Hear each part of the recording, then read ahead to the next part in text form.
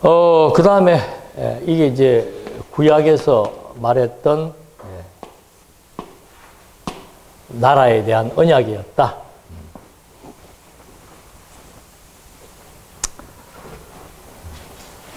사복음서가 이제 교회의 기원.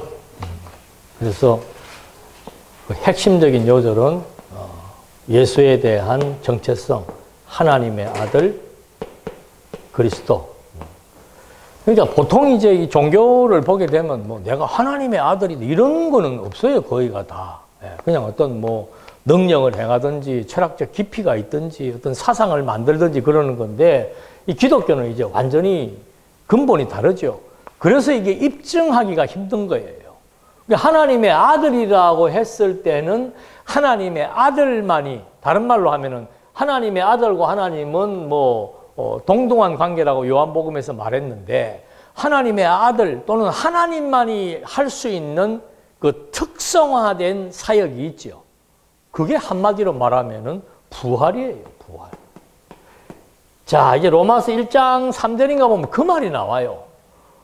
예수가 복음이란 무엇인가를 설명하면서 복음의 주체인 예수에 대한 설명을 하는데 그 예수에 대한 설명을 어떻게 하는가 하면 육신으로는 다윗의 혈통이다. 그건 이제 마태복음을 통해서 확인할 수 있는 거죠.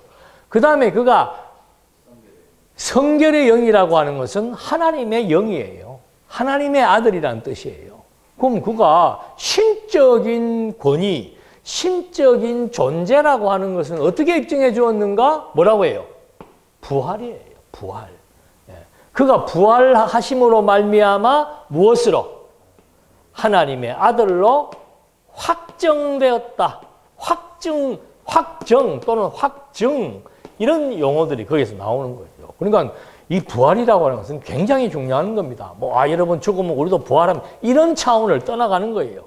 근본적인 예수의 정체성을 밝히는데 하나님의 아들임을 밝히는. 그러니까 예수님이 요한복음에서도 죽은 나사로 살리기 직전에 말하잖아요. 살릴 것이니까. 살리고 나서 말하거나 하면 별로 효능이 약하니까 살리기 전에 나는 부활이요 뭐다? 생명이다. 부활을 통해서 내가 생명의 근원인 것을 내가 보여주겠다. 그 말을 하는 거예요. 이거는 굉장히 중요한 하나의 그 명제가 됩니다. 자, 교회가 이렇게 예수가 하나님의 아들 그리스도라고 하는 것에 대한 기원, 원천, 기초에 의해서 이제 설립이 되는데 요건 분기점이라 그랬습니다. 사역에 대한 분기점. 그리고 그리스도가 승천하고 그 다음에 이제 성령이 강림하는 이런 이제 교차적인 사역을 통해서 지금으로부터는 사도행전부터는 성령의 사역의 문이 열리기 시작합니다. 언제까지? 언제까지? 이걸 예수님이 미리 다 얘기한 거예요. 사도행전에서는 땅끝이라고 얘기하고 마태복음에서는 세상 끝날 지리적으로 얘기해주고 시간적으로 얘기해주고 딱 정확하게 두 개를 다 묶어버린 거예요. 시간과 공간을 통해서 이 마지막 종말에 대한 것들을 예고하면서 이때까지 지속성을 가지고 역동적인 역사를 하는 것이 뭔가? 그게 복음이라는 거예요. 그럼 복음이 왜 이때까지 역사하는가? 역으로 말하면 그게 뭐기 때문에? 진리, 진실, 사실이기 때문에 그런 거예요. 바울이 그러잖아요. 내가 만약에 부활이 없다면 이 고생을 내가 왜 했겠냐? 내가 바보냐? 그 얘기하는 거예요. 그러니까 이렇게 복음이 예수님 당시에부터 그 기독교를 끊어버리려고 지상에서 없애버리려고 유대인들이 예수를 죽인 거 아니에요. 그런데 그 예수가 죽었는데도 도리어 더 확산되기 시작하면서 사실 사도행전에서 복음이 이방으로 확산되는 그 단초가 누구로부터 열리는 겁니까? 스데반 아니에요. 스데반 참 복음은 희한해. 죽으니까 사는 거예요. 죽으니까 역사하는 거고. 스데반의 순교로 말미암아 이제 예루살렘에서 유대로 사마리아로 확산된단 말입니다. 그래서 이 성령의 사역을 이제 예고 1장에서부터 예고해 주면서 그 성령의 사역에 의해서 교회를 세울 사도들 12명을 다시 뭐 하는 겁니까? 충원하는 게 1장부터 나오는 얘기예요. 예. 왜 충원하는가? 그게 성경의, 구약 성경에 예언이 되어 있는 거예요. 한 명이 배신해서 빠지는데 나중에 이 사역을 시작할 때 한 명 더 보충하라. 사도행전 1장에 보면 나와요. 예. 보충하라고 나와요. 그만큼 이 사도라고 하는 것은 중요한 직분입니다. 무슨 일을 하기 때문에 예수가 하나님의 아들 그리스도를 증인의 역할을 감당해야 되기 때문에 자, 이래서 이제 교회가 설립됐습니다. 설립된 교회의 이제 성격을 규정해 주는 겁니다. 그러니까 구약에서는 하나님의 나라가 이렇게 순차적으로 자손과 땅과 통치라고 하는 그 순차적인 시간의 역사를 통해서 입증이 되었다면은 신약은 하나의 개념화 시켜놓은 교회가 무엇인지에 대한 개념화 시켜놓는 내용으로 신약이 딱 이렇게 논리적으로 딱 짜여지게 돼 있는 거죠. 그래서 그 다음에 나오는 것이 교회의 성격이라고 그랬습니다. 그 성격은 첫 번째가 로마서, 두 번째가 고린도서, 세 번째가 갈라디아서로 나누어집니다. 자, 이 세 개가 왜 이렇게 나누어져서 성격이라고 하는 개념으로 딱 묶어지게 되었는가? 그걸 우리가 확인을 해야 되는 거예요. 네. 첫 번째 로마서에서는 하나님의 선택에 의한 칭이라고 하는 사실을 통해서 하나님의 절대 주권을 보여준 겁니다. 근데 절대 주권, 교회는 그리스도의 절대 주권에 의해서 존재한다는 사실이 확실히 깨달아지게 되면은 또 내가 그리스도에 종속되어 있다. 내가 그리스도를 힘입어 살며 기동하며 존재한다라고 하는 사실을 믿는다면은 자기 생각, 자기 주관, 자기 판단을 내세우지 않게 되는 거예요. 그러니까 그걸 우리는 뭐라고 하는가 하면은 인본주의에서 신본주의로 바뀌는 거. 이게 신앙의 성장이라고 얘기하는 겁니다. 고린도 교회가 왜 시끄러운 거예요? 고린도 교회는 지식층이 많습니다. 많이 배운 사람들이 많아요. 그리고 또 재밌게 고린도 교회는 은사자들이 많아, 은사자들이. 지금 교회도 은사자들 많으면 교회 시끄럽거든요. 왜? 이게 자기의 무슨 고유고난인 줄 알고, 야, 나는 방언의 은사 있다. 나는 신유의 은사 있다. 나는 예언의 은사 있다. 어느 은사가 좋은 거예요?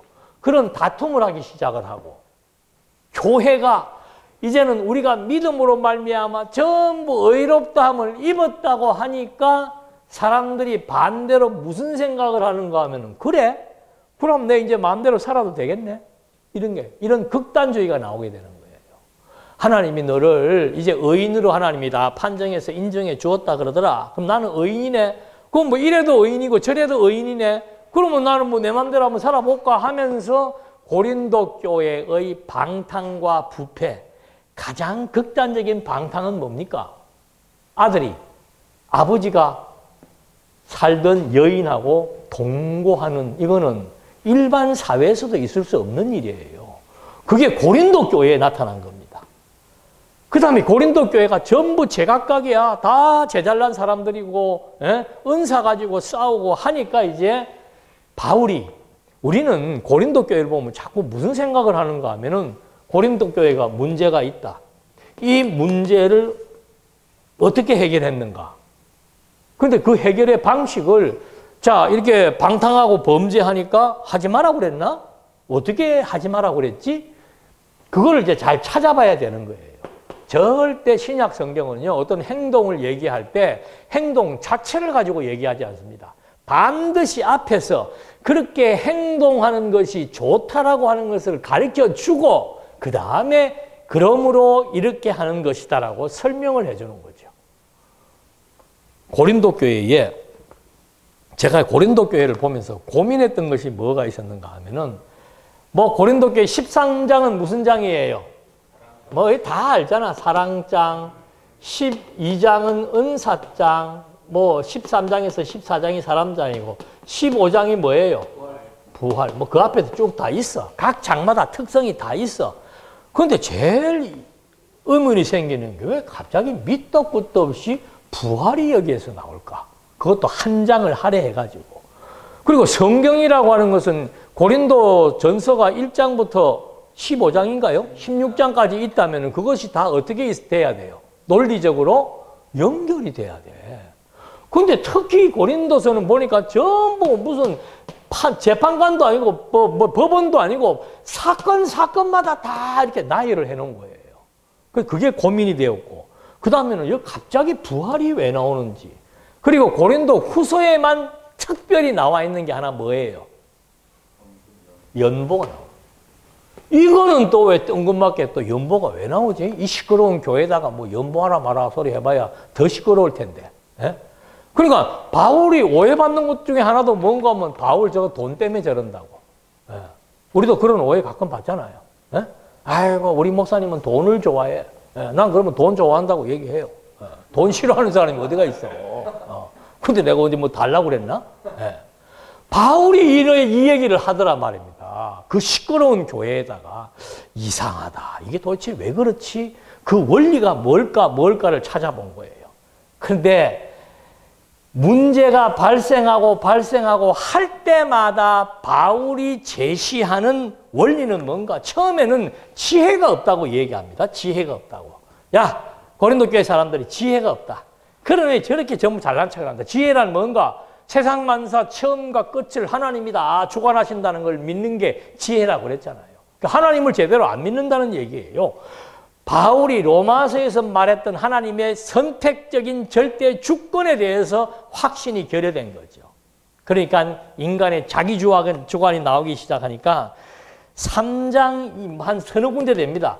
3장 22절에 뭐라고 얘기하는가 하면 서로 바울이 위대하다, 베드로가 위대하다, 별소리가 다 나오니까 바울이나 아볼로나 게바나 세계나 생명이나 사망이나 지금 것이나 장래 것이나 모든 인생들이 결국은 너희들에게 필요한, 너희들이 가치를 부여한 이 모든 것이 다 누구의 것이다? 너희 것이다. 왜 그걸로 자꾸 있다 없다 많다 적다 좋다 나쁘다 그런 걸로 자꾸 다투냐? 이게 다 너희 것이다 이 말이야. 근데 이걸로 끝나는 게 아니에요. 너희는 또 누구의 것이에요? 그리스도의 것이고, 그리스도는 또 누구의 것입니까? 이게 서의 것 하는 것은 뭐예요? 그러면 로마서에서 하나님의 선택을 받은 것은 이건 하나님의 절대 주권에 의해서 우리가 그리스도와 함께 죽고 함께 사는 세례를 받았다. 그 말의 의미는 그냥 그리스도와 우리가 어떤 관계라는 거예요? 한 생명이라는 겁니다. 그래서 예수님도 당신이 머리고 교회는 지체라고 얘기하잖아요. 몸이라고 얘기하잖아요. 머리와 몸이 따로 노는 것은 있을 수가 없는 일이에요. 그럼 교회란 무엇인가? 그리스도와 이 우리 교회가 완전히 생명의 일체적 관계이다. 그러면 생명의 일체적 관계라고 하는 것을 구체적으로 말하면 뭔가? 이제는 내 생각이 머리의 생각으로, 마음이 머리의 마음으로. 그리스도와 일체가 되었다는 것은 생각도 그리스도를 닮아가고 마음도 그리스도를 닮아가고 행동도 그리스도를 닮아가게 되어 있는 원리를 말하는 거예요. 그런데 나이가 어리면은 성장하지 못하면은 생각이 부모의 생각이 못 미치잖아요. 그런 거하고 똑같은 거예요.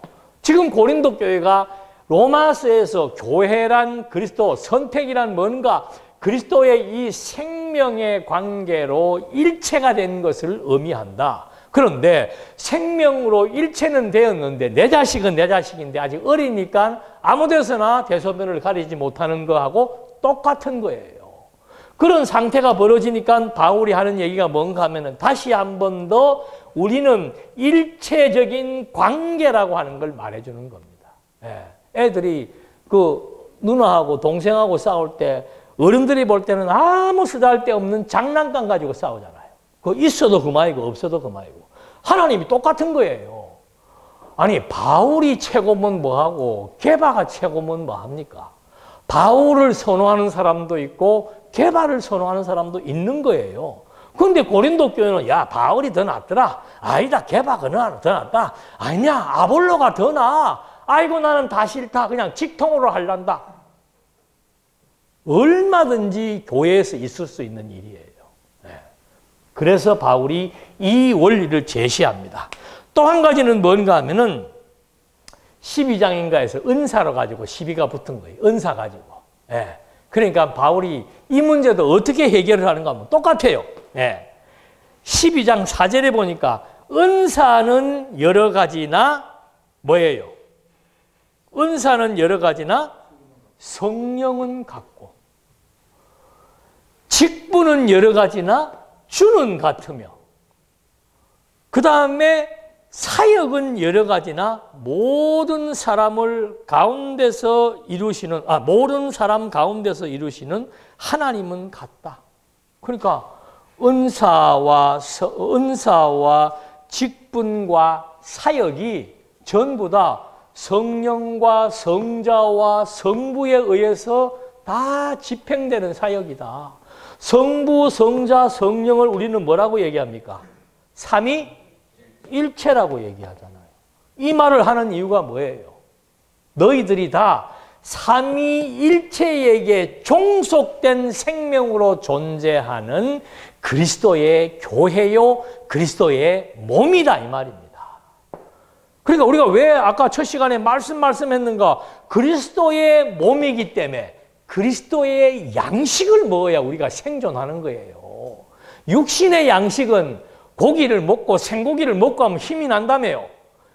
영의 양식은 반드시 그리스도를 가르치고 있는, 그리스도를 소개하고 있는 그리스도의 진리를 먹어야만 영이 자라는 거예요. 그래서 이거는 직분하고 상관없어요. 그리스도를 양식을 공급받지 않는 사람이라면은 그 직분이 무슨 직분을 가지고 있더라도 아무런 의미가 없는 겁니다. 내가 먼저 성경을 보면서 감동받고 이게 설레어가지고 땡 11시가 되면은 막 이거를 전하고 싶어서 그리스도가 이런 분이라고 하는 것을 가르치고 싶은 그런 심령이 되는 거 다 느낍니다. 다 느낍니다. 그렇게 해서 이 복음이 전파되는 거예요. 지식으로 1 더하기 1은 이렇게 전파되는 거 아니에요. 그래서 지금 이 바울이 고린도 교회 문제를 이렇게 해결하는 겁니다. 자, 이렇게 해결을 하다가 그 다음에 이제 나오는 것이 13장에 보면 사랑이 나오잖아요. 사랑이라고 하는, 여러분, 사랑의 본체는 누굽니까? 그리스도예요, 그리스도. 그리스도처럼 하나님을 사랑하고 이웃을 사랑한 분이 어디가 있습니까? 그리스도가 하나님을 사랑하고 이웃을 사랑한 것은 그리스도가 하나님의 뜻대로 죽고 하나님의 뜻대로 부활하신 그것이 하나님을 사랑한 것이고 이웃을 사랑한 거예요. 당신이 죽음에서 부활했기 때문에 이웃에게 생명을 나눠줄 수 있잖아요. 그래서 예수님이 사랑이 최고다, 사랑이 최고다 하는 말은 우리가 어떻게 이웃을 위해서 목숨을 버리겠어요. 그 그리스도의 복음을 나는 죽었다가 부활할 수 없고 나는 하나님을 내 몸과 마음과 정성을 다해 사랑할 수 없지만 그 사랑의 본질은 뭐 할 수 있다? 소개할 수 있고 전파할 수 있다 이 말이에요. 그래서 지금 여기 13장이 바로 그것도 그리스도의 사랑이라고 하는 말이 우리가 그리스도의 사랑을 힘입어서 존재하는 그리스도와의 일체적 관계에 있다는 거 말해줍니다. 자, 여러분, 부활이라고 하는 건 뭐예요? 부활은 완전히 우리가 그리스도와 완전히 일체가 되어서 영원히 존재할 수 있는 몸을 부활의 몸이라고 얘기하는 거예요. 그러니까 일체성의 절정이 바로 뭔가? 그게 부활이에요. 그래서 부활은 언제 하는가? 이때 하는 거예요. 이때 영원한 세계에서 영원히 생존하는 존재 방식이 부활의 몸이다 이 말입니다. 이건 뭐 이것저것 나누어질 게 없는 겁니다. 그냥 한 생명이에요. 한 생명. 그래서 이렇게 분열되어지고 사분오열된 교회의 화해, 일치, 연합을 강조하기 위해서 바울이 제시한 원리는 바로 뭔가? 성부와 성자와 성령과 내가 하나의 일체적 생명의 관계로 연결되어 있는 너무도 소중한 존재다. 그리고 이것이 이 안에서 하나지만은 전부 인간들이 또 개체로 존재하기 때문에 이 사람의 모든 것들을 뭐 해라? 인정해 주는 거예요. 인정해 주는 거. 아니, 그리스도는 세상의 모든 죄인들을 의인이라고 인정해 줬잖아요. 우리는 그 정도는 못하더라도 이 사람이 가지고 있는 개성, 이 사람이 가지고 있는 개성, 내 기준으로 보면 이 사람이 급하고 이 사람이 느리지. 근데 내 기준이 절대 기준입니까? 그런 거를 판단할 수가 없는 존재예요. 우리는 상대적인 존재이기 때문에. 그러니까 이 사람이 빠르다, 급하다 그러면 급하다고 하지 말고 저 사람은 속도가 빠른 사람이구나. 이 사람은 느린데 느린 것도 좋고 어떻게 해요? 빠른 것도 좋은 거라니까. 그러니까 교회는 느린 사람도 있고 빠른 사람도 있고 늦게 오는 사람도 있고 일찍 오는 사람도 있고 많이 하는 사람도 있고 적게 하는 사람도 있고 공부를 또 빨리 습득하는 사람도 있고 늦게 습득하는 사람도 있고 그걸 요새 MBTI라 그래가지고 성격 심리 검사에서 다 나는 그거 검사해가지고 너무너무 교회 반드시 그거 해야 돼요. 성도들이 다 다름을 알아야 된다니까. 우리 교회도 그걸 한번 집단으로 우리 교회 권사님이 그거 하시는 분이 있어갖고 했는데 배꼽을 잡고 웃은 거야. 평소에 보면 알잖아요. 아이고 저 사람은 되게 꼼꼼해. 근데 꼼꼼한 집단으로 나왔는데 그 꼼꼼이들이 한 집단에 모여 있는데 과제를 내주니까 다 다른 거야. 한 집단은 막 대충 하고 막 왔다 갔다 하는데 이 사람들은 막 앉아가지고 자산의 흐트림 없이 조용하게 하고 있는 거야. 옆에는 시끄러운데 인정을 해줘. 아, 저 사람은 참 저래서 참 철저하구나. 이 사람은 또 덤벙댄다 그러지 말고 활달하구나. 예. 다 인정을 해주는 거예요. 왜? 우리가 한 생명이기 때문에. 아니, 그런 찬송 부르잖아. 우리가 한 피바다 한 몸 이룬 뭐라고 그래? 그 다음 가사가 생각이 안 나네. 예. 형제 자매라고 그러잖아요. 말만. 예. 그래서 이런 관계를 갖고 고린도의 문제를 해결하는 겁니다. 그래서 마지막 가서는 이제 화해. 그리스도가 하나님과 우리가 원수되었을 때 십자가로 화해하지 않았느냐. 네. 우리가 그 화해 때문에 우리가 사람 된 거 아니냐 그 말이에요. 네? 인간 안 될 놈이 이 십자가의 화해 역사 때문에 인간이 돼가 하나님 앞에 어떻게 우리가 하나님 앞에서 의인이 될 수 있습니까? 양심이 있지. 근데 이게 이 화해의 사역이 우리를 그렇게 만들었다는 것을 말해주는 거예요. 그러면서 자, 우리가 이렇게 서로 화해가 되었는데 중요한 것은 뭔가? 사람이 다르다는 거예요. 다르다는 거. 에? 그래서 바울이 여기에서 돈 내라고 하는 게 아니고 연보의 원리가 뭡니까? 연보의 원리가. 부요한 사람이 많이 내고 가난한 사람이 적게 내어가지고 뭐를 이룬다는 거예요? 평균을 이룬다는 거예요. 그래서 교회는 엄밀하게 말하면 회비 같은 게 필요 없는, 회비로 하면 안 돼. 왜? 그거는 웃기잖아. 한 달 수입이 1,000만 원 되는 사람도 10만 원 내고 한 달 수입이 100만 원 되는 사람도 10만 원 내면 돼요? 안 돼요? 안 돼요. 안 낸다니까? 그러니까 교회는 연보를 하는 거예요. 각각 자기가. 그게 금액으로 환산할 수 있지만은 내용적으로는 신앙으로도 환산. 내 신앙이 좋은 사람은 그 신앙의 농도 따라서 많은 퍼센테이지에 의한 연보를 할 것이고 내가 한 달에 수억을 버는 사람이라도 신앙이 어린 사람은 적게 할 것이고 많다고 뭐라 하고 적게 그렇게 하면 안 돼. 그냥 알아서 각자의 신앙 양심에 따라서 하는 거예요. 그게 평균의 원리라고 바울이 제시해주고 있는 거죠. 네. 누가 많다, 적다, 잘한다, 못한다, 낫다, 못하다 이런 거 가지고 싸울 필요 없다. 교회라고 하는 것은 이 일체적 관계라고 하는 것은 연보의 원리처럼 평균되게 하기 위해서 많이 번 사람이 많이 내고 적게 번 사람이 적게 내므로써 똑같은 균형을 맞춰주는 것이 교회의 원리다. 이 좋은 이론을 그래 해필이면 또 막스가 가져갔나? 예? 공산주의 이론을 만들어 버린 거 아니에요. 예. 성경은 공산주의 사상도 있고 민주주의 사상도 있는 거예요. 공산주의 사상은 뭔가? 평균되게 하는 거고, 민주주의 사상은 뭔가? 각각의 능력을 인정해서 각각이 알아서 살아가도록 만들어 나가는 거예요. 그 두 가지가 다 함의된 게 성경의 원리죠. 자, 그 다음에 나오는 것이 뭔가 하면은 갈라디아서예요. 이 갈라디아서에 침투했습니다. 이단이 침투를 한 거예요.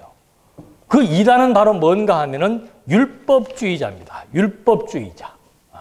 바울이 실컷 이 복음을 전해놨더니 갈라디아 교회에 조용히 이단이 들어왔는데 그 이단이 뭔가? 바울은 지금까지 뭐라고 얘기했습니까? 믿음으로 말미암아. 이 믿음은 하나님의 선택의 결과다. 그래서 믿기로 작정된 자는 다 믿는다. 그 믿음으로 말미암아 우리가 의롭다함을 얻고 구원함을 받은 하나님의 자녀가 되었다고 바울이 피를 토하며 가르쳐 놓았는데 이단들이 잘 들어왔고 거기에 다 속는 거예요. 그래, 믿음도 좋다. 그 믿음도 좋지만 행함이 있어야 될 거 아이가. 무슨 세상에 그래 죄 용서를 해준다고 한 번 믿었다고 죄 용서를 다 해줘갖고 되느냐? 여러분, 로만 카톨릭이 왜 이단인 줄 아십니까? 그리스도가 속죄를 했는데 이 그리스도의 속죄의 효능은 믿기 이전까지만 효능이 있다 이 말입니다. 그러면 예수 믿고 나서도 죄 짓지 않느냐? 그럼 예수 믿고 나서 짓는 죄는 어떻게 하느냐? 그거 하나님의 대리자인 교황 신부가 그 다음부터 짓는 사람들의 죄에 대해서는 신부가 그 뭐예요? 그 쪼매난 방. 예? 예. 고해 성사를 받아가지고 신부가 판정을 내리는 거예요. 당신은 수입이 얼마나 되는데? 그렇게 많이 벌었어? 나쁜 짓 해가지고? 그러면 이번에 땅 그거 몇 평 기증해. 우리 개신교는 11조 가지고 그 날팍하게 하잖아. 여기는 크게 하는 거예요. 크게. 예. 덤패기로. 그러니까 뭐 무슨 뭐 땅덩어리가 막 나오는 거죠. 이게 적그리스도예요. 그리스도의 속죄는 과거, 현재, 미래를 망라한 히브리서에 나오잖아요. 단번에 드린 제사로 말미암아 영원한 제사로 영원한 속죄가 이루어졌다. 아니 말하고 있는데 왜 자꾸 또 이렇게 와가지고 그래도 너 죄 짓잖아. 또 죄 지었잖아 지난주에. 아까 보니까는 차에 누구 탔던데. 회개해 해서 협박하면 안 된다는 얘기죠. 왜? 이게 그리스도의 십자가가 이 문제를 이미 해결해 놨다 이 말입니다. 그러면 교회에서 그러는 걸 어떻게 합니까? 그건 따로 또 이렇게 정리되는 부분들이 있어요.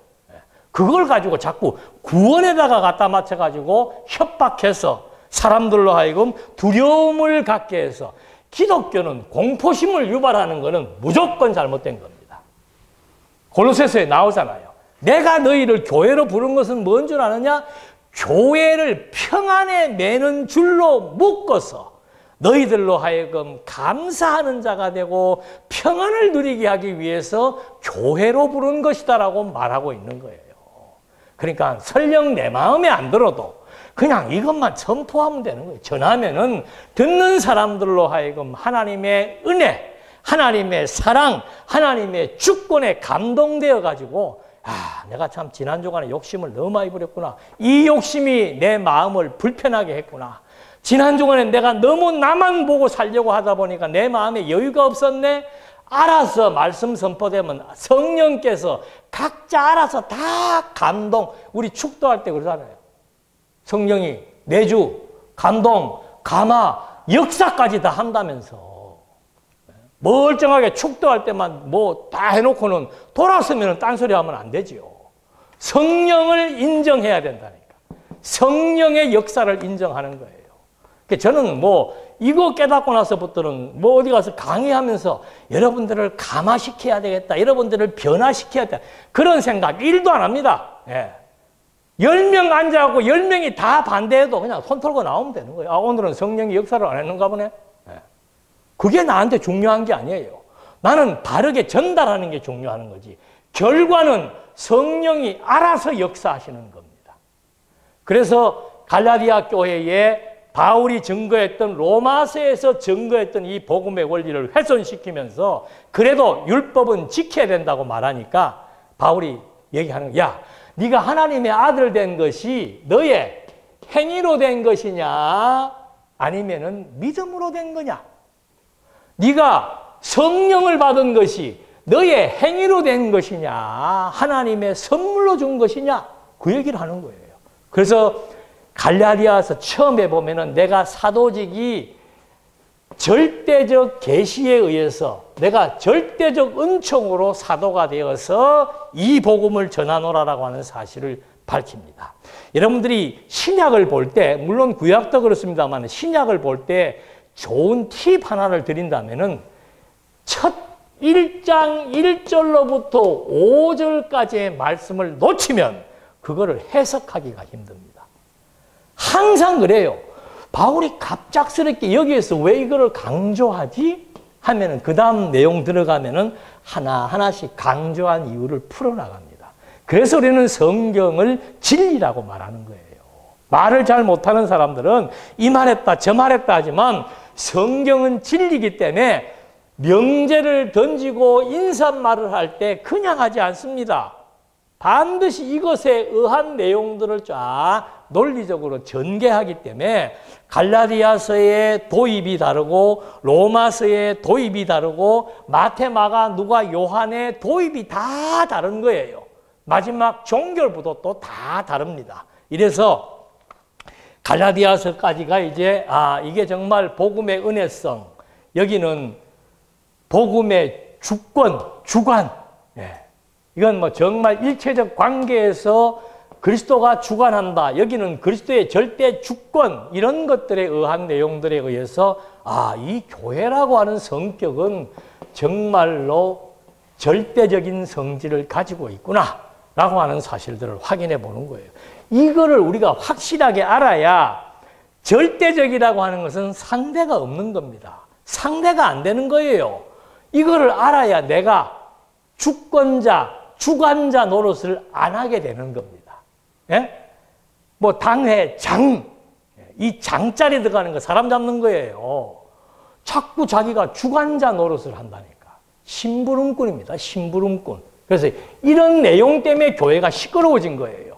나중에 어디에 가면은 어느 교회가 막 난리가 난 거예요. 왜 났는가? 어떤 되기를 좋아하는 누가 나타나가지고 교회를 아수라장을 만들어 놨다. 그 무슨 말인가? 어떤 된다는 게 뭐예요? 자기가 주관, 주인, 주권이 있는 줄로 아는 거예요. 그래서 내 마음대로 뭐를 하려고 하다 보니까 교회가 시끄러워지고 분란이 생기는 거죠. 그러니까 끊임없이 이 복음의 진리를 올바르만 전달하면은 뭐 되게 돼 있는 거죠. 그 다음에 나오는 것은 이제 이렇게 교회의 성격이 절대적인 것이라는 것을 알려주었으니까 그 다음에는 그 교회가 나가는 방향성을 방향이 도대체 뭐냐? 교회가 그러면 이게 뭐가 교회가 건전한 교회인가? 그걸 여기서 지금 밝히려고 하는 겁니다. 뭐가 건전한 교회인가? 예? 앞에서는 사복음서에서는 정체성, 교회의 정체성, 사도행전에서는 교회의 확장성, 예? 여기까지 가야 되는 확장성, 복음의 확장성을 말해주었다면은 이제 로마서, 고린도서, 갈라디아서에서는 이 절대성을 여기서 말해준 겁니다. 자, 그 다음에는 나오는 것이 뭔가? 자, 그렇다면 그 교회가 지향해야 되는 방향, 나아가야 되는 방향은 뭔가? 어떤 것이 건전한 교회인가? 그걸 여기서 말해주고 있는 거예요. 그래서 제일 먼저 나오는 것이 에베소서입니다. 왜 에베소서가 제일 먼저 나오겠습니까? 교회가 무엇인가? 그렇죠. 지금 여기 교회의 방향을 지금 말해주는데 교회가 무엇인 줄 알고 그 교회가 정말로 이 생존하는 피조 세계에서 가장 가치로운 것이구나라고 하는 사실을 알면은 성도들이 무엇을 위하여? 교회를 위하여가 거기에서 나오는 거예요. 복음이 가치로운 줄 알아야 복음을 위하여 내가 사도가 되는 거고, 교회가 가치로운 줄 알아야 교회를 위한 건전성이 나타나게 되는데, 그래서 사도 바울이 이 교회의 진가를 밝히기 위해서 1장 1절에 뭐라고 얘기를 하는가 하면 하나님의 뜻으로 말미암아 뜻 얘기합니다. 뜻. 교회는 하나님의 뜻으로 시작합니다. 그리스도 예수의 사도된 바울이 사도된 것이 하나님의 뜻입니다. 바울도 물론 교회지요. 바울이 사도된 것이 하나님의 뜻이고, 그래서 사도가 되었는데 바울이 누구한테 편지를 쓰는가 하면은 신실한 자들, 성실한 성도들에게 지금 이 글을 쓴다는 거죠. 왜? 이제 그 성실에 대한 건전성을 밝혀주기 위한 겁니다. 그러려면 교회가 무엇인 줄 알아야 되죠. 그래서 바울이 1장에서 밝히는 것이 뭔가 하면 이 교회는 성부 하나님의 예정, 성자 하나님의 예정대로 구속 사역을 이루시고 성령 하나님이 이 모든 것들을 인증하는, 보증하는, 확증하게 하는 사역을 한다고 1장 도입에서 밝히고 있는, 이런 도입은 또 없어요. 그러니까 누구라도 읽으면은 교회가 지금 이 외답교회가 이게 보통 교회가 아니네. 어디 있는데? 몇 평인데? 몇 명 나오는데?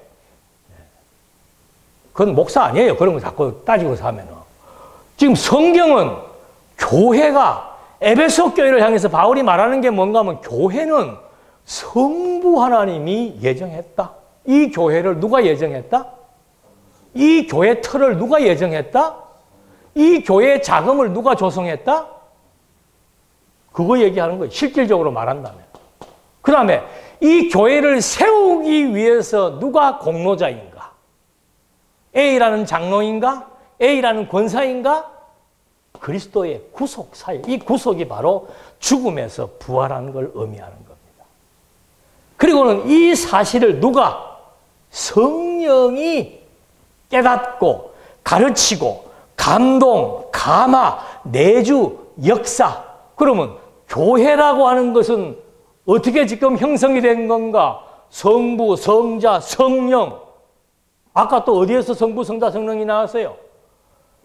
마태복음에서, 고린도서에서 다 관점이 다르죠. 마태복음에서는 메시아권이 지금 성부, 성자, 성령에 의해서 확정된 것이다. 고린도 교회의 분란, 요즘은 그 성경이 바뀌었더라고요. 옛날에 고린도 교회 그 13장 13절인가 보면은 축도가 나오잖아요. 축도. 그거 목사님만 하는 거 아니에요. 누구든지 성경 읽어주면서 그 얘기 하면은 그게 축복하는 말씀이에요. 뭡니까?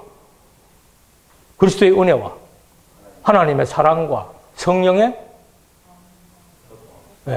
교통하심이 모든 무리에게 어떻게 있으라.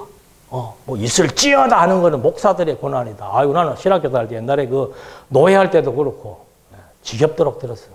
그런 권위 다 없애야, 그래야 행복하고 편안합니다. 삼위일체. 여기 또 삼위일체 또 나와. 이건 어디 할 때 말하는 겁니까? 교회의 진가를 설명하는데, 와, 이 외답교회가 어떻다? 지금 성부, 성자, 성령이 지금 여기 딱 좌정해가지고 성령께서 이 교회를 지으시고 성령께서 이 교회에 함께해서 이 삼위일체 하나님이 이 교회를 뭐하고 있다?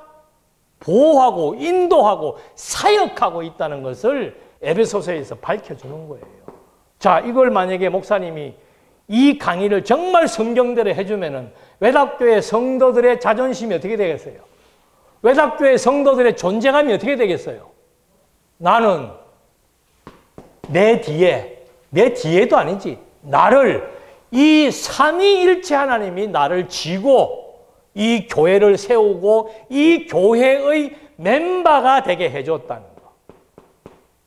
이게 자긍심이고 자존감이고, 이 자존감으로 사는 거예요. 어느 교회 다녀? 우리 교회는 작아. 완전히 교회관을 잘못 가리킨 거죠. 이 교회관, 이거는 완전히 삼위에 의한 일체적 교회라고 하는 것을 딱 초도해서 1장에서 심어주는 겁니다. 그리고 이 두 번째가 이 교회 사역이 이방인, 유대인을 이 십자가가 다 이제는 혈통에 구분 없이 묶어버린 거다. 싸우지 마라 그 말하는 거죠. 그래서 남편들아, 아내들아 그 말의 의미는 일반적인 개념으로 말하는 거 아니에요. 남편도 성부, 성자, 성령에 의한 인도를 받는 사람, 아내도 성부, 성자, 성령에 의해서 인도를 받는 사람이기 때문에 나는 당신을 사랑할 수밖에 없고 나는 당신을 존중할 수밖에 없습니다. 주인도 마찬가지고 종도 마찬가지고 사회적인 모든 계층과 관계가 이 원리에 의해서 서로 존중하며 서로 사랑할 수 있는 그 원리를 에베소 교회에서 제시해 준 거예요. 왜? 이 제시를 통해서 가치가 확인되니까 그 다음에 빌립보서에서 무슨 말을 합니까? 빌립보서 도입에 보면 그런 말이 나와요. 1장 6절에 너희 안에서 착한 일을 하시니가. 자, 1장에 에베소서에서 교회의 진가가 무엇인지를 말해주고 나니까 바로 그 다음에 뭐가 나와요? 일이 나오는 거예요. 그러면 착한 일을 하게 하려면은 이렇게 해라고 말해야 되겠습니까? 이걸 설명해 줘야 되겠습니까? 당연히 교회는 이걸 설명해 줘야죠. 그러면 성도들 스스로의 신앙의 농도에 따라서 이 정말 교회는 내 목숨 봐도 바꿀 수 있네. 정말 교회는 내가 일주일에 1시간 정도 투자할 수 있네. 각각의 신앙 농도에 따라서 차이가 나는데 바울은 이제 빌립보서를 향해서 이 성도들의 교회의 가치를 통한 복음의 동참을 호소하고 있는 거죠. 에베소, 빌립보, 골로새서가 다 어디에서 쓴 거예요? 감옥에서 쓴 거 아니에요? 감옥에서. 네. 그러니까 감옥에서 이 말을 썼을 때 도대체 빌립보 교회가 행했던 착하신 일이 뭔가? 착한 일을 시작하시니까 그리스도 예수의 날까지 뭐 할 것이다? 그러니까 이 착한 일은 언제까지 지속되는 거예요? 그리스도 예수의 날까지 지속성을 가지고 있는 겁니다. 근데 여러분 놀랍게도 이 착한 일이 뭔가 하면은 1장 27절에 오직 너희는 그리스도의 복음에 합당하게 생활하는 것. 자, 복음에 합당하게 생활한다는 건 여러 가지 개념들이 많이 있습니다. 그런데 바울이 빌립보 교회를 향해서 하는 선한 일, 착한 일, 복음에 합당한 일은 뭔가 하면은 빌립보 교회가 사도 바울이 감옥에 있을 때 수년 동안을 계속해서 뭘 보낸 거예요? 연보, 후원, 실질적으로는 감옥에 있으니까 영치금 이걸 보낸 거예요. 바울이 이걸 칭찬하는 거예요. 그러면 빌립보 교인들이 왜 이 일을 한 겁니까? 바울이 어떤 사람이니까? 복음을 위해서 사는 사람이니까. 그 복음이 뭡니까? 성부, 성자, 성령에 의해서 세워진 교회를 의미하는 거니까. 이래서 이게 연결이 되는 거예요. 그러니까 수고도 하지 않고 또 열매가 맺히기를 기다리지도 않고 열매만 따먹으려고 하면은 그건 사달라는 일이죠. 그래서 성경에는 이런 말이 분명히 있어요. 그런데 이 말이 어떤 원리를 타고 하는 말인지를 알고 해야 된다는 거죠. 그래서 지금 이렇게 옥중에서 그 얘기를 하면서 바울이 이 빌립보서에서 중요한 얘기를 합니다. 자기의 인생관을 얘기하는 거예요. 가치관을 얘기하는 겁니다. 3장 8절에 내 주 그리스도를 아는 지식이 가장 고상하기 때문이다. 그래서 나는 세상의 가치를 배설물로 여겼다. 내 명예, 내 지위, 내 경제권 모든 것 다 의미 없다고 나는 판단을 했고 내가 정말 복음적 가치를 위해 사는 이것이 내 인생의 가치라고 빌립보서에서 피력하는 거예요. 당신들도 나하고 똑같은 일 지금 하고 있다 그 말입니다. 그러니까 선교에 협력한다라고 하는 거, 교인들이 연보를 한다 하는 거 똑같이 복음의 일을 같이 하는 거하고 똑같은 거예요. 일선에서 일하든 후방에서 일하든 똑같이 군 복무 2년 동안 하는 거하고 똑같은 의미예요. 그래서 바울이 이런 엄청난 칭찬을 해준 이유가 바로 에베소서에서 나타난 이 교회의 진가를 설명했기 때문이죠. 자, 이렇게 이제 설명이 되고 나니까 그 다음에는 이제 골로새 교회에 또 등장합니다. 또 이단이 등장하는 거예요. 막 천사 숭배, 그 다음에 막 철학 사상 막 들어오기 시작하니까 바울이 다시 한번 이 확고한 교리를 피력하고 있는 겁니다. 너희가 누구를 주로 받았냐? 그 말이에요. 너희가 예수를 주로 받았다. 예수를 너희의 주인으로 받았다. 예수를 너희의 생명으로 받았다. 예수를 너희의 머리로 생각한다. 그렇다면은 그 안에서 행해라. 그리스도가 지향하는 거, 그리스도가 선히 여기는 거, 그쪽으로 가고 그리스도가 설명해 준 복음의 원리를 인식해라. 그래서 그 안에 뿌리를 박으며 세움을 받아 교훈을 받은 대로 어디에 굳게 서라? 믿음에 굳게 서라 이 말입니다. 그래서 이 골로새서에는 믿음을 많이 강조합니다. 그 믿음은 어디에서 생기는가? 그리스도에서 뿌리를 박아야만 믿음은 장성하게 돼 있는 거죠. 이 장성하게 하는 역할의 담당자가 바로 누군가? 가르치는 은사를 가지고 있는 사람들이에요. 이거는 교회의 본질적인 목적입니다. 그래서 이렇게 이제 골로새 교를 통해서 뭐라고 얘기를 하는 겁니까? 얼굴을 보지 못한 자들을 위해서 어떻게 힘쓰는 것 알기를 원한다. 인사말에서 그렇게 얘기를 해요. 내가 얼굴을 모르지만 당신과 나 사이에는 복음이 있다. 복음이. 우리 지금 이 복음의 가치를 위해서 같이 사는 사람들이잖아. 라고 하는 말을 지금 하면서 권고를 해주는 겁니다. 그러면서 데살로니가서가 등장을 하는 거죠.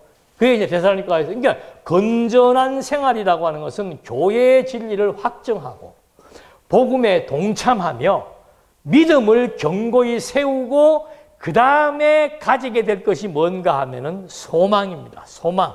미래에 대한 소망이에요. 그게 데살로니가 교회를 향해서 바울이 하고 있는 얘기죠. 어저께 얘기했잖아요. 데살로니가 교회가 그리스도의 강림에 대해서 흔들리기 시작을 하니까 사도 바울이 다시 한 번 더 종말론에 대한 소개를 하는 거예요. 이게 종말론이라고 하는 것은 이때 얘기하는 겁니다. 이때를 얘기한다는 것은 뭔가? 미래에 대한 확신이 있는 사람은 현재의 삶에 힘이 있습니다.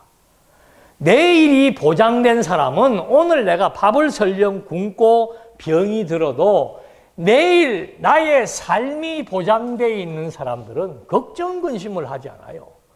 그런 메시지를 주면서 바울이 하는 말이 항상 뭐하라? 그래서 기뻐하라는 말을 하는 거예요. 이거는 기뻐하지 말라 그래도 기쁨이 나올 수밖에 없어. 내 끝에 가서는 내가 엄청난 유산을 상속받는데, 예를 들자면 유산이 더 와닿잖아요. 유업보다는 기업보다는 유산이 와닿잖아. 에? 내가 지금 몇 년 지나면은 우리 아버지 돌아가시면은 내가 막 30억을 지금 보장받아 있다. 근데 30억이 보장된 사람이 오늘 내가 지하에 산다고 해서 그 사람이 근심합니까? 안 해요. 왜? 조금만 있으면 내가 엄청난 지금 유산을 받게 되는데. 그 논리예요. 그래서 이 기간을 우리가 말세라고 얘기를 하는 겁니다. 말세. 우리는 말세 그러니까 막 금방이라고 생각하는데, 그래서 베드로가 1000년이 하루 같고 하루가 1000년 같은 이 기간을 의미한다고 얘기하는 거예요. 말세라고 하는 것은 예수님이 오시면서부터 마지막 끝날 때까지의 기간이 말세예요. 종말은 뭔가? 종말은 요 시점을 종말이라고 얘기하는 거예요. 그래서 이 마지막 최종적인 미래에 대한 확신이 성도들로 하여금 건전한 생활, 마음의 평안과 기쁨을 가지고, 그러니까 항상 기뻐할 수밖에 없지요. 미래가 있으니까. 그리고 미래에 보장된 약속이 있으니까 쉬지 않고 뭐를 구합니까? 이 약속이 이루어지기를 구하는 거죠. 그리고는 이 약속에 대한 확신이 있는 만큼 오늘 범사에 뭐가 넘쳐요? 감사가 넘치죠. 그러니까 신앙 체크하는 건 간단해. 내가 지금 기쁨이 있는가? 예. 내가 지금 감사가 있는가? 그것만 체크하면 내가 지금 신앙 상태가 좋은지 나쁜지 MRI 찍어보는 것보다 훨씬 정확하게 자기를 평가할 수 있는 거예요. 예. 그 지금 여기에서 건전한 생활에 대한 교회의 방향을 제시해 준 겁니다.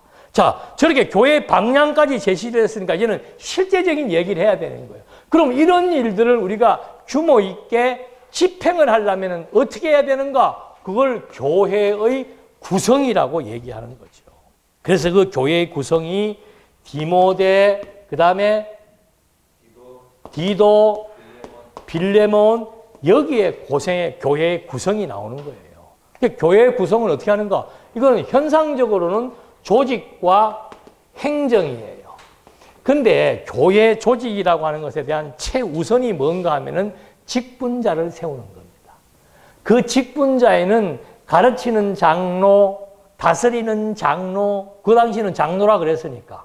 가르치는 장로는 목사요, 다스리는 장로는 장로요, 그 다음에 가르치는 여인은 권사요, 다스리는 공개하는 사람은 집사요.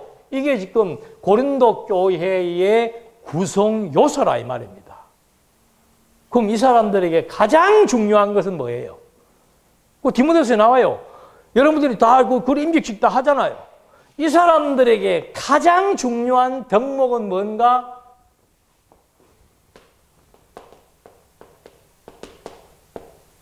선한 일을 사모하는 겁니다. 선한 일이 뭐예요? 복음이에요. 네. 선이라고 하는 것은 하나님이 좋아하시는 거죠. 하나님이 좋아하시는 일을 사모하는 겁니다. 하나님이 좋아하시는 일이 뭡니까? 복음의 증인 역할을 하는 거죠. 그러니까 교회의 직분자들은 다 사명자들이에요. 사명자.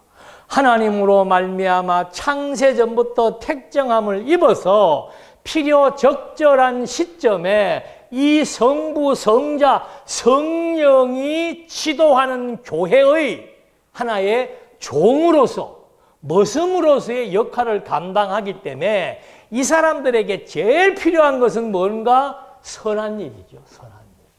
내가 정말 복음을 위하여, 진리를 위하여, 그리스도를 위하여, 이 선한 일은 반드시 무엇을 위하여가 붙는 거예요. 가치지요. 그것이 없는 사람들은 이거 세우면 안 돼, 엄밀하게 말하면.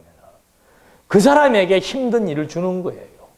여러분들이 사명 없이 만약에, 그러면 목회자에게 붙는 것이 뭔가, 장로들에게 붙는 게, 그 다음에 따라 붙는 게 뭔가, 가르치기를 잘하고. 네? 가르치기를 잘해야 돼. 선한 일, 복음을 위한 것이 내 삶의 가치로 딱 설정이 된 사람들에게 그 다음에 이런 뭔가 하면 가르치기를 잘해야 돼요. 가르친다라고 하는 것은 꼭 기능적인 일만을 하는 게 아닙니다. 복음에 대한 사명, 그것에 사도 바울은 실제로 이게 말에 능하지 못했다 그러잖아요. 어눌했다 그러잖아요. 그 사람이 우리는 언변으로 하는 거는 그거는 세일즈맨들이 하는 얘기고, 복음을 위해 사는 사람들이 가르치는 것은 진정성이에요. 복음에 대한 진정성. 자기가 그걸 정말 그대로 깨닫고 그 깨달은 감동을 전달해 주느냐 아니냐, 그게 관건입니다. 그리고 가르치는 일을 하려면 가르치는 내용에 대해서 해박해야 되는 거죠. 우리는 다른 과목 공부할 거 없습니다. 한 과목만 공부해서 그 한 과목의 내용을 죽을 때까지만 가르치면 되는 거예요. 여기 나와 있잖아요. 그래서 이 복음의 사역은 지속성입니다. 나는 이걸 보면서 바울이 그 디모데서 1장 1절에 뭐라고 얘기를 하는가 하면은 우리 구주와 우리의 소망이신 예수 그리스도의 명령을 따라. 그러니까 바울이 내가 그리스도의 사도된 바울이라고 얘기하면서 내가 어떻게 사도가 되었는 줄 아느냐? 우리의 구주 하나님과. 우리도 똑같아요. 사도 바울이 자기의 사도직에 대한 원천을 어떻게 밝히는가? 우리의 구주이신 하나님과 우리의 소망이신 그리스도 예수의 뭐를 따라서? 이거는 죽을 명이 목숨명이에요. 목숨명. 목숨을 내놓는 그런 명령을 따라 증인의 역할을 하도록 하나님이 나를 뭐로 불렀다? 또 뭐로 불렀다? 장로로, 집사로, 권사로. 이게 다 이 얘기하는 거예요. 그러니까 나 이거 오늘 아침에 이거 읽으면서 내가 너무 감동이 돼가지고 이거를 밝히더라고. 왜 이거를 밝혔는가? 이것이 있는 사람이라야 직분을 감당할 수 있는데, 여러분 디모데후서에서 제일 마지막에 사도 바울이 이제 죽기 직전에 한 말이 뭡니까? 지금 곧 나를 위해서 기름 붓는 것이 기다리고 있다라고 얘기하잖아요. 내가 지금 하나의 제물로서 죽을 죽음의 시점이 다가왔다. 바로 그 직전에 뭐라고 얘기하는 거예요? 디모데후서 4장 17절인가? 네. 4장 7절이네. 나는 선한 싸움을 다 싸우고 나의 달려갈 길을 마치고 믿음을 지켰으니. 그러니까 사도 바울이 받은 소명은 누구로부터? 구주 하나님, 소망이신 그리스도로부터 복음의 증인으로서의 삶을 마감하도록 소명을 받은 사도 바울의 일생이 어떤 일생이었습니까? 그는 감옥에 있으면서 누구를 원망하지 않았어요. 네. 그러니까 나는 선한 싸움, 이거 선한 일이잖아요. 선한 일. 나는 선한 싸움 다 싸웠다. 복음을 위해 나는 살았다. 위하여. 네. 그리고 내게 주어진 사명자의 길, 한 번도 삐딱삐딱하게 가지 않고 달려갈 길을 달리면서 무엇을 지켰다? 예수는 하나님의 아들 그리스도입니다. 교회는 성부의 예정과 성자의 십자가와 성령의 확증에 의해서 교회는 존재하고 나도 그 사명을 받아서 내 일평생 그 일을 위해 싸우고 지키고 달렸노라라고 바울이 말하고 있는 거죠. 여러분, 교회 직분자 세울 때 뭐 교회 열심히 나오고 연봉 많이 한다고 세우면 그 사람도 골병 들지만 교회도 그런 사람 때문에 힘들어지는 거예요. 네. 저는 과거에 신학교 강의하면서 학생들이 가끔 이렇게 쉬는 시간에 얘기할 때 내가 묻지요. 학생은 어떻게 해서 여기를 왔나? 그러면 어떤 학생들 그런 얘기요. 나는 오기 싫은데 우리 어머니가 사명을 받아서 나를 보냈습니다. 그런 사람들. 나는 하기 싫은데 이런 사람이 있으면은, 그럼 너 하지 마. 뭐하러 하기 싫은 일을 해? 에? 하고 싶은 일 하고 살아야지. 그래도 됩니까? 그래도 되지. 네가 직장 생활하는 것도 하나님의 일이고, 목회 생활하는 것도 하나님의 일이지. 직장 생활하면서 열심히 벌어서 복음을 위해 산다면 그것도 하나님의 일인데, 왜 그 일은 안 하려고 그러고 이렇게 힘든 일을 와? 이거는 사명 없으면 못할 일이에요, 이 일은. 그 바울이 그러잖아요. 죄도 없이 매맞고 굶고 헐벗고, 그러면서 바울이 뭐라고 얘기합니까? 나는 아무것도 없는 자 같으나 모든 것을 가진 자고. 너무너무 귀한 얘기잖아요. 네. 그런 고백을 했던 바울이 무엇을 보았기 때문에? 영원한 하나님의 나라, 다메섹 도상에서 하나님의 아들 그리스도를 만남, 이것이 바울의 인생을 바꿔놓은 거예요. 오늘은 우리가 바울보다 더한 거예요. 왜? 우리는 성경 66권을 가지고 하나님을 만났고 그리스도를 만났고 성령의 사역을 지금도 험증하고 있잖아요. 여러분, 이 성령의 사역은요, 오순절날 와가지고 언제까지 하는 겁니까? 마지막 종말 때까지 성령의 사역은 진행되고 집행되고 있는 겁니다. 그 성령의 사역을 통해서, 그래서 우리는 천상에 계신 하나님의 아들 그리스도가 살아 존재한다는 것을 또 확신하게 되는 거고요. 그래서 이 디모데서에서 이 직분이라고 하는 것이 저런 맥락 속에서 주어졌을 때 그것을 감당할 수 있다는 거. 그 다음에 디도서에 가면은 3장 14절에 이 직분자들의 책무가 뭔가 하면은 필요한 것을 예비하는 좋은 일에 힘쓰기를 배우게 하라. 그러니까 이것도 좋은 일을 힘써야 된다고만 가르치면 안 되죠. 최소한도 여기로부터는 시작을 해야 돼요. 더 나아가서는 복음서에서 나타난 하나님의 아들 그리스도로부터 시작을 하고 더 나아가서는 구약 성경으로부터 시작을 해서 성경 66권을 통해서 가지고 있는 가장 선한 가치가 무엇인지를 깨닫게 하는 거예요. 그래야 필요한 것을 예비하는 좋은 일. 이 어디에 필요한 겁니까? 복음을 위해서 필요한 것을 예비할 수 있는 좋은 일. 그게 좋은 일이고 복음을 위해서 준비하는 게 좋은 일이고 선한 일이에요. 그래서 이 교회의 기본적인 사역이 필요한 것을 예비하는 좋은 일에 힘쓰기를 뭐하게 하라? 배우게 하라. 이게 교육입니다. 교육. 그래서 교회는 교육으로 시작해서 교육으로 끝나는 거예요. 예. 주일학교만 교회 학교가 아니에요. 교회는 그냥 한마디로 말하면 학교나 다름이 없는 거예요. 노년부터 유년에 이르기까지 계층별로 성경을 통해서 하나님의 존재를 확증시켜 나가는, 하나님의 아들 그리스도가 무슨 일을 해서 내가 어떤 자가 되었는지를 가르쳐 나가는 이 산교육, 이건 교회의 생명입니다. 교회는 이것 때문에 존재하는 거예요. 윤리도덕은 절에 가도 얘기해. 절에서 하는 얘기야 똑같아요. 이 서신서에 나오는 교훈서들 보면은 뭐 욕심을 가지지 말고 마음을 비우고, 그 사람들은 목탁치면서 음률로 얘기하지만 우리는 그냥 읽으면서 얘기하잖아요. 그 얘기하는 거 아니에요.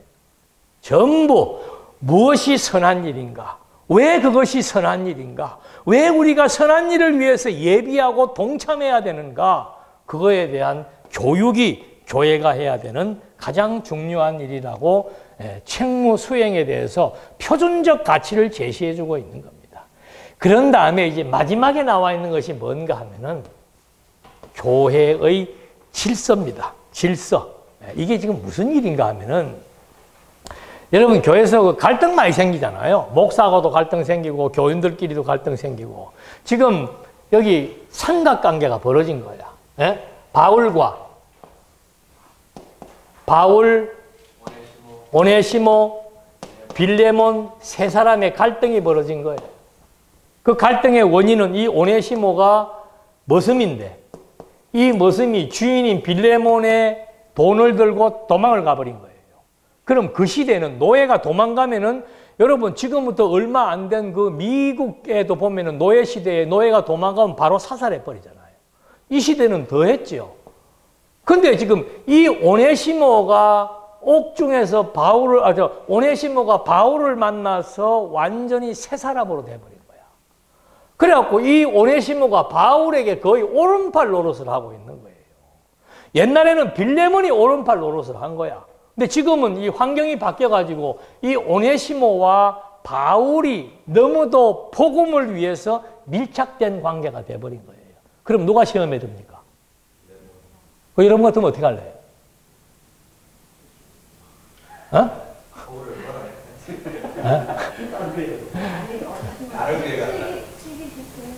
네, 뭐 빌레몬이 뭐 다른 교회 가든지 뭐 불러가지고 또 뭐 위로를 하고 뭐 사정 얘기를 해서 뭐 그래도 이래 같이 일합시다라고 하든지 뭐 뭔 소리를 해야 될 거 아니에요. 바울은 뭐라고 얘기하는가 하면은, 여러분 1장 1절 한번 보시죠. 여기도 또 1장 1절에 답이 나와. 1장 1절에 뭐가 답인 것 같아요? 1장 1절에 답이. 예. 나는 책이나 뭐 이렇게 써서 줄 때 상대방에게 이 글을 많이 써요. 동력자 아무개에게. 예. 동력자 아무개에게. 이렇게 얘기를 합니다. 그 사람을 내가 동력자 김승일 이렇게 씁니다. 그러면 그 사람이 나하고 어떤 관계라는 거예요? 동력자라 이 말이에요. 동력자라고 하는 것은 뭡니까? 복음을 위하여, 복음의 증인이 되어서 같이 함께 살아가는 겁니다. 은사는 다르지만, 그 지금 바울이 인사 말부터 이 말을 쓰는 겁니다. 이 말은 누구한테 쓰는 거예요? 빌레몬에게 쓰는 겁니다. 너와 나는 무슨 관계다? 동력자. 세상 말로 하면은 동업자다 그 말이에요. 예. 그 말로 지금 벌써 빌레몬을 위로하기 시작하는 겁니다. 그러면서 무슨 얘기를 중간에 하는가 하면 내가 이거 너한테 명령하는 거 아니다. 이래라 저래라 명령하는 게 아니고 너한테 간청한다. 그 정도는 돼야지요. 여러분 바울은 사도잖아, 사도. 그러면 뭐 빌레몬 정도한테, 빌레몬 집사 정도한테 이래라 저래라 할 수 있잖아요. 근데 바울이 빌레몬을 동력자라고 얘기를 하면서 간청한다고 얘기를 해요. 그러면서 하는 말이 이 사람이 옛날에는 당신의 노예였고 당신의 돈을 가지고 훔친 죄에 대해서는 내가 인정을 한다. 그런데 지금 이 사람은 당신처럼 나에게 동력자다. 그러니까 이 사람의 돈 문제는 내가 해결해 주기. 자기도 돈도 없으면서 이 사람이 빚진 돈은 내가 해결해 주겠다. 그러니까 빌레몬아 내가 간청하마. 내가 억지로 하지 마라. 내가 명령으로 하는 거 아니다. 본문에 그 다 나옵니다. 하는 거 아니다. 하면서 간청을 하면서 빌레몬에게 이 이해관계를 원만히 좀 해결해 줄 것을 얘기하는 겁니다. 이 말은 뭔가 빌레몬아 너도 나를 위해서 바울을 위해서 일한다는 것은 다른 말로 하면은 복음을 위해서 일한다는 얘기예요. 그렇지 오네시모도 옛날에는 노예였지만 지금은 복음을 위해서 일하는 사람이야. 우리 다 같이 복음을 위해서 동력하는 동력자 관계잖아. 빌레몬 네가 좀 넓은 마음으로 좀 이해해 줄 수 없겠나? 이렇게 간청을 하는 겁니다. 그러면서 또 마지막에 뭐라고 얘기를 하는가 하면은 16절에 이후로는 네가 오네시모를 받아들였다면은 이후로는 종과 같이 노예처럼 대하지 말고 종 이상으로 곧 사랑받는 형제로 둘 자라. 내가 특별히 그러하거든 하물며 육신과 주 안에서 상관된 내게랴. 내가 이 사람을 절대 노예로 보지 않는다. 그러니까 복음 안에서 나하고 너하고의 관계를 인정하고 동력자라고 생각한다면 너도 이 사람 이제는 노예로 생각하지 마라. 우리가 복음을 위해서 똑같은 일을 한다고 그렇게 좀 생각했으면 좋겠다. 이게 교회의 질서를 세우는 일입니다. 교회의 질서를 세우는 일. 그러니까 간청해야 돼. 간청. 뭐든지. 호소하고 간청하고 상대방의 마음이 움직일 수 있는 그런 식의 얘기를 해서 이제 이 디모데, 디도, 빌레몬서는 교회의 조직을 통해서 교회를 견고하게 세우는 겁니다. 왜? 이제 그 다음에 무슨 일이 나오니까? 교회의 표지. 우리가 신학교에서 교회의 표지를 뭐로 배웠습니까? 지상교회는 투쟁하는 교회라 그러잖아요. 외부의 적들과 싸우려면은 내부가 결속이 돼야 되는 거죠. 조직을 통해서 결속을 합니다. 그 다음에 그 일을 위해서 교육을 합니다. 그리고 관계 개선을 해가지고는 내부 결속을 딱 다져놓고 그 다음에 나오는 내용이 뭔가? 이제는 교회의 표지가 나오는 거죠. 그 교회의 표지의 첫 번째가 뭔가? 여기에는 히브리서, 야고보서, 베드로서, 그 다음에 또 요한 1에서 유다서까지 이렇게 나와. 이 마지막 부분이죠. 이게 이제 교회가 싸워야 될 대적들을 명시해주고 있는 겁니다. 자, 히브리서는 그 어떻게 해서 싸우게 해주는가? 첫 번째, 그 진리의 내용을 아주 더 구축시켜줍니다. 그래서 그 1장 1절에 계시에 대한 얘기를 꺼냅니다. 바울이. 이 히브리서 기자가 옛적의 선지자들로 여러 부분과 여러 모양으로 말씀이신 하나님이 너희들에게 계시를 했다면은 그 말이에요. 옛날에는 뭐 선지자 또는 뭐 꿈과 환상 뭐 이런 걸로 하나님을 계시했다면은 지금은 어떻게 해요? 그것보다 훨씬 선명한 하나님의 아들 그리스도를 통해서 했다. 근데 이가 누군가? 하나님 본체의 형상이며 영광의 광채다. 이 말은 다른 말로 하면은 뭐 옛날에 계시받던 사람들과 비교할 수 없는 계시의 주체, 우월성을 여기서 딱 명시하고 넘어가는 겁니다. 그러면서 이제 이 그리스도가 그 말입니다. 모세보다 우월하고 유대인들에게 있어서 모세는 뭐 굉장한 선지자지요. 이 그리스도는 하나님의 아들 그리스도는 영광의 본체, 본체의 형상이며 영광의 광채이신 하나님의 아들 그리스도는 모세보다 우월하다, 아론보다 우월하다, 천사보다 우월하다는 말을 해주는 거예요. 이 비교해 주는 거죠.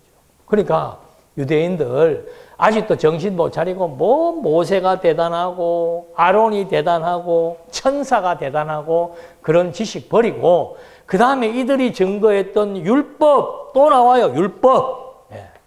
율법. 예. 계속 율법을 지킴으로 말미암아 의가 될 수 있다라고 생각하는 이단 사상들에 대해서 여기서 얘기해 주는 겁니다. 그래서 아론이 했던 제사는 그건 날마다 짐승 잡아 드려야 된다. 그러나 왜 이분이 우월한가? 이분은 한 번에 자기 몸을 제물로 드려가지고 이 제사의 효능을 영원히 발휘할 수 있도록 만드신 영원한 성전, 영원한 제사장, 영원한 제물로서 아론과 모세와 비교할 수 없는 월등한 자다.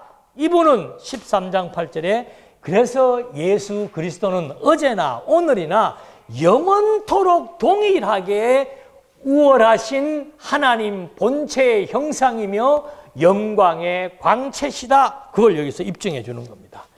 그러면서 이제 두 번째는 야고보서, 베드로서하고 야고보서가 이 세속과의 싸움을, 여기는 이제 교리적인 싸움이죠. 근데 여기는 세속과의 싸움입니다. 근데 세속과의 싸움의 질이 두 가지예요. 한 가지는 환경이고 한 가지는 자기와의 싸움입니다. 그래서 야고보서에 보면 그런 말이 나와 있어요. 경건이라고 하는 것은 뭔가 하면은 세속에 물들지 않는 것이라고 말하고 있습니다. 경건한 생활, 이게 뭔가 세속에 물들지 않는다. 세속에 물들지 않는 것은 뭔가 세속적인 가치를 추구하지 않는다. 세속적인 가치를 추구하지 않는 것은 뭔가 좋은 대학, 많은 돈, 좋은 지위, 그게 세속적 가치예요. 복음적 가치는 뭔가 그것이 있어도 좋고 없어도 좋은 겁니다. 왜? 진짜로 가치로운 복음이 존재하기 때문에, 교회가 존재하기 때문에 그걸 지금 바울이 얘기해 주는 거예요. 그러기 위해서는 네 마음에 있는 뭐를 제거해라.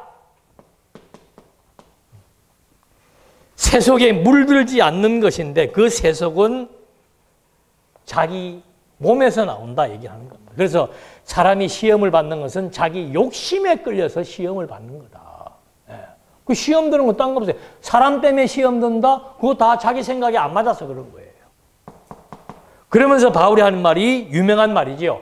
욕심이 잉태한 즉 죄를 낳고 죄가 장성한 즉 사망에 이르니까 욕심을 조절하는 이것이 세속과 싸우는 것이고 세속과 싸우는 이것이 교회의 표지인 투쟁이라고 말해주고 있는 겁니다. 그 다음에 베드로서에는 뭐라고 얘기하는가? 완전히 환경하고 얘기하는 겁니다. 어떤 환경? 나그네. 세속적으로 볼 때는 나그네예요. 예? 세속적으로 볼 때는 돈 없는 사람이고 못 배운 사람이고 보잘것없는 사람이에요. 그런데 베드로가 이 뭐라고 지금 이 나그네를 규정을 하는가 하면은 이거 예사로 보면 안 돼요.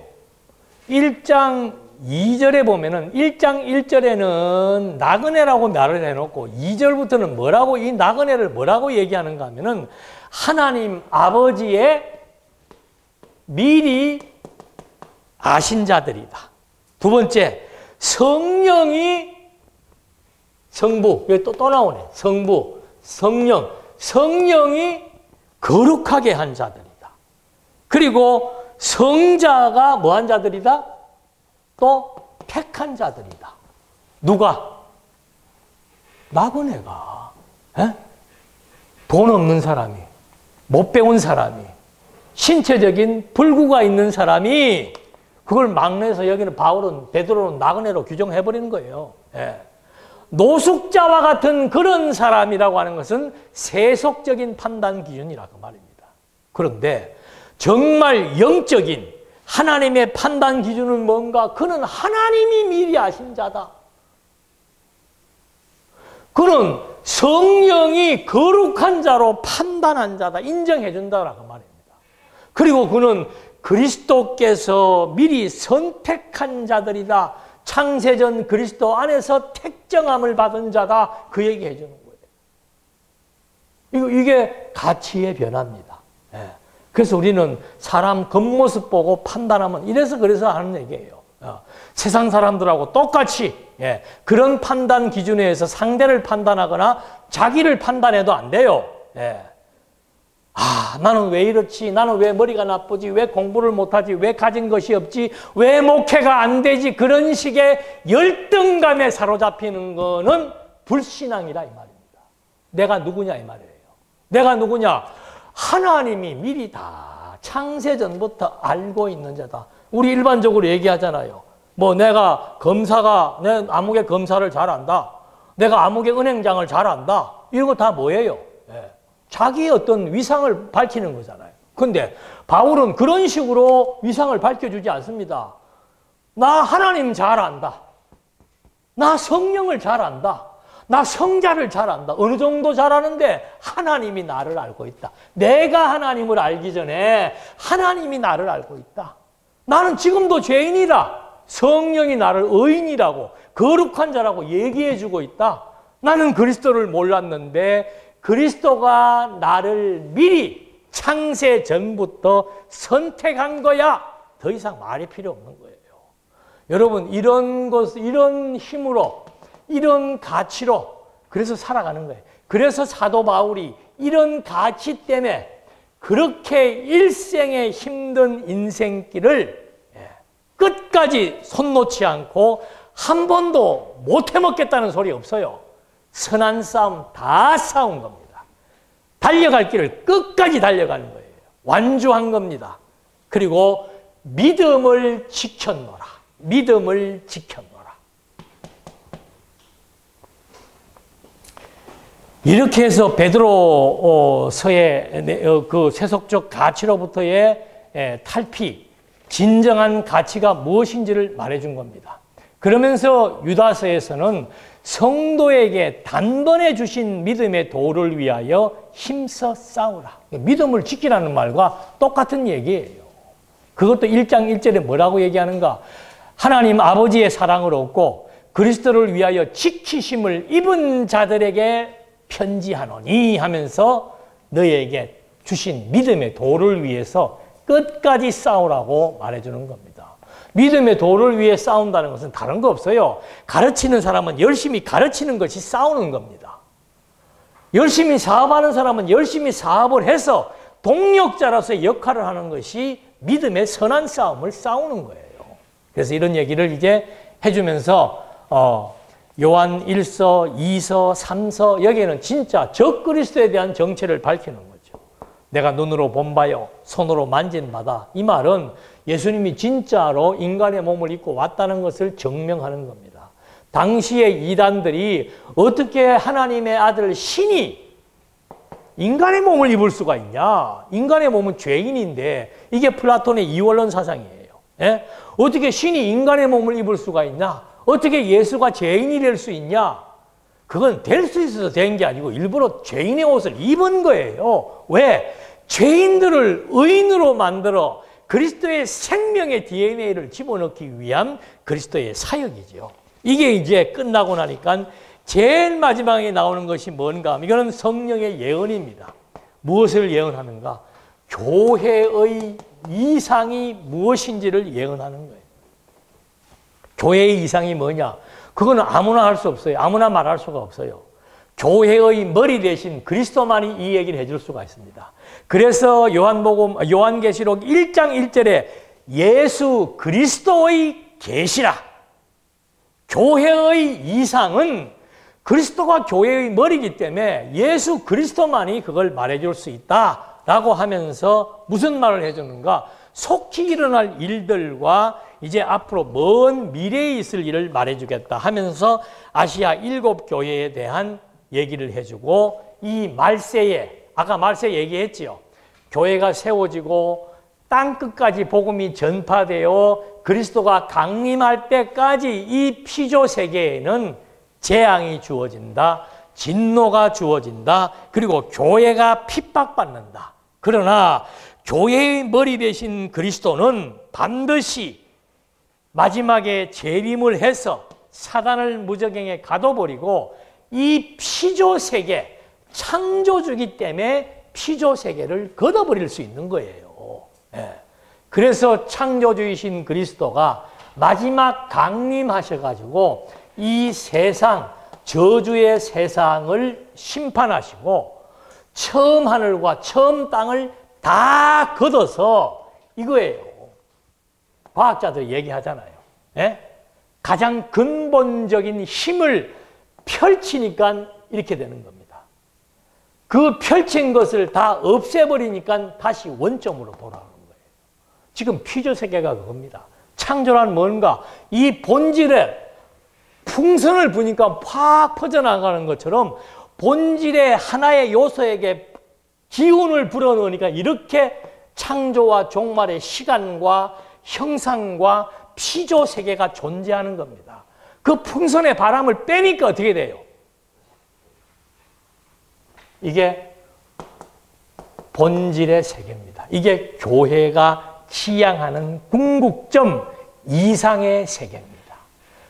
그래서 새하늘과 새 땅이 이제는 보이는 처음 하늘과 처음 땅이 없어지고 여기는 본질의 세계, 새하늘과 새 땅의 세계, 여기는 슬픔과 애통과 고통이 없는 신령한 몸을 입고 존재하는 세계, 여기는 영원하신 하나님의 영광을 영원히 찬송하는 세계, 이 세계가 그리스도의 교회가 최종적으로 바라보고 최종적으로 설계되며 최종적으로 실현될 영원한 하나님의 나라다 이 말입니다. 이 약속을 요한계시록 그리스도가 계시를 해주고 마태복음 시작할 때 아브라함과 다윗의 자손으로 오신 예수 그리스도가 마지막 계시가 뭔가 영원한 하나님의 나라가 존재하는데 그 세계가 이제는 펼쳐진다는 약속을 해주신 겁니다. 더 나아가서 하나님이 창조의 세계를 여셨다가 마지막 종말의 세계를 통해서 영원한 하나님의 세계를 펼쳐나가시면서, 왜? 피조세계가 나라의 역사니까 이거 전부 모형이라 그랬습니다. 피조세계 나라의 역사는 영원한 하나님 나라에 대한 계시세계라 이 말입니다.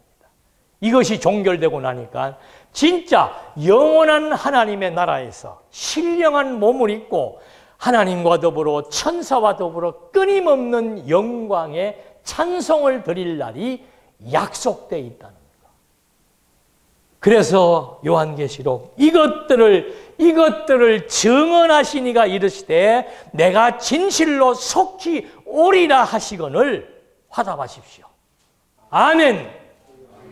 주 예수여 오시옵소서. 반드시 이 약속은 이루어질 것입니다. 이것이 신약성경의 종결부, 종지부를 찍으면서 계시의 원천이신 하나님의 아들 그리스도가 영원한 하나님의 나라를 우리에게 약속하고 확정해 주는 내용, 이것을 우리가 다시 한 번 더 확인한 겁니다.